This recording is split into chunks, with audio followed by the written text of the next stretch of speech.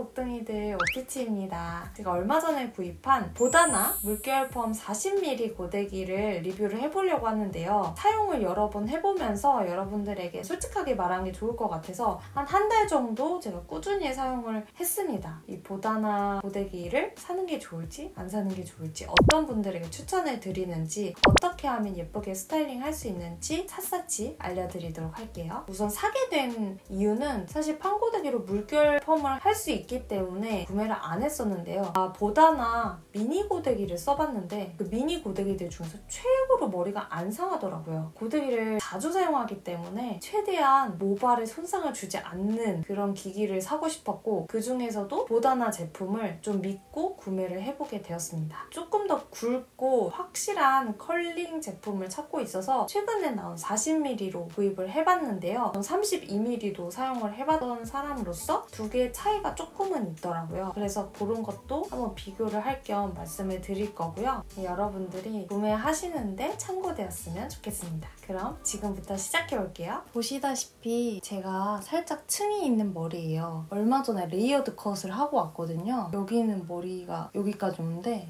끝쪽은 여기까지 온. 사실 이렇게 저처럼 층이 있는 머리보다는 일자 머리가 훨씬 더 예쁘게 스타일링이 되거든요. 그래서 맨 밑에 있는 머리 먼저 해주도록 할게요. 저는 집게핀을 찝는 것보다 조금 더 편안하게 반묶음을 해서 먼저 해주도록 하겠습니다.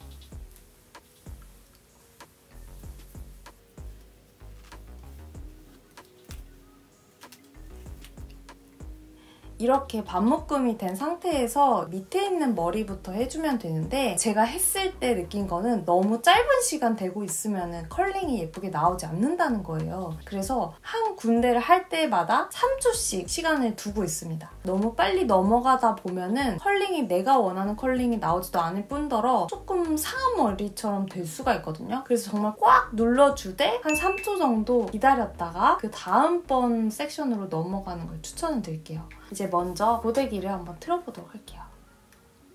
우선 이렇게 누르면은 여기 첫 번째부터 이렇게 불이 들어오거든요.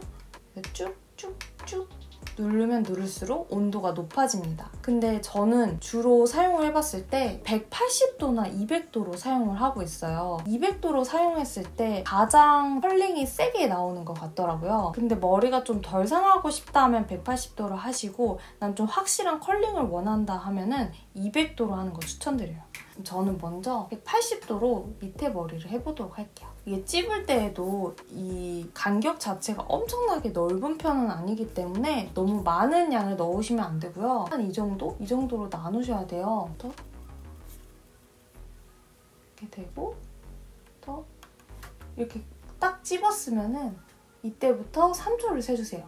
1, 2, 3 하고 떼고 바로 다음 섹션 넘어가고 누르고 1, 2, 3 하고 넘어가고 1, 2, 3. 찝을 때도 확실하게 꽉 찝어주셔야 돼요. 이렇게 하면은 이런 식으로 이런 느낌이 나옵니다. 위에도 한번 해줄게요. 써서 다시 시작. 1, 2, 3 해주고 1, 2, 3 해주고 1, 2, 3 이렇게 이런 식으로 컬링이 나옵니다. 근데 저는 맨 끝쪽에는 탈색이 된 머리이기 때문에 조금 상해서 머리가 잘 안 나와요. 근데 전체적으로 끝부분까지도 좀 균일하게 물결이 나오는 편이에요. 그럼 반대쪽도 마찬가지로 해줄게요.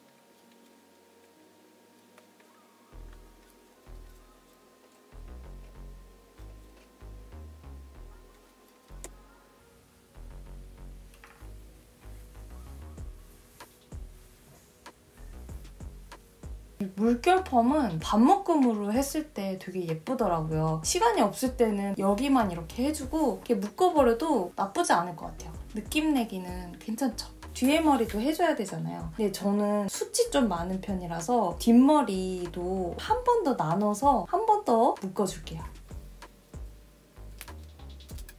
나눠가지고 여기부터 3초씩 다시 해줄게요. 1, 2, 3 1, 2, 3 1, 2, 3 이런 머리 같아. 컬링이 잘 나오고 있죠? 이런 식으로 굵은 컬링이 이렇게 나옵니다. 반대쪽도 마무리 해볼게요.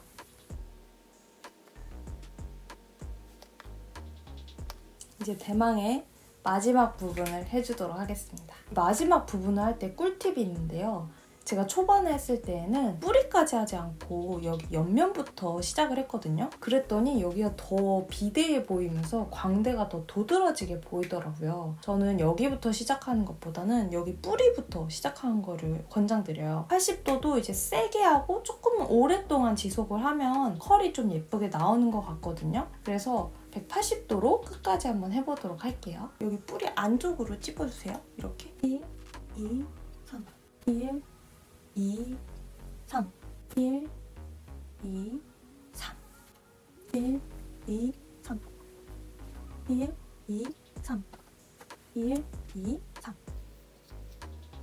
제가 여기 레이어드를 쳐가지고 머리가 너무 부해 보이잖아요. 그래서 이쪽 앞쪽은 반묶음으로 머리를 마무리 해볼게요.